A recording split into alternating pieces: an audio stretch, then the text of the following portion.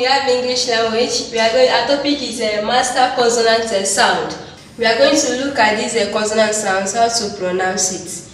If you look on the board, we see three sounds that are pronounced as an element of hook. First one, we have po.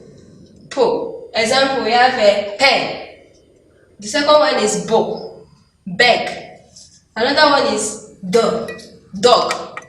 Another one is kite. Another one is get.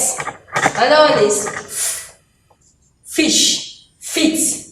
Another one is that's we have save, view. Another one is tense. Another one is dear. The difference is that this one is short and this one is long.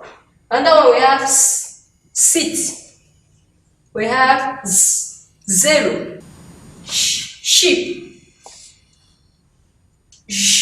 measure, ho, mo, miss, no, need, long, sing, chapter, pitch, jam, age.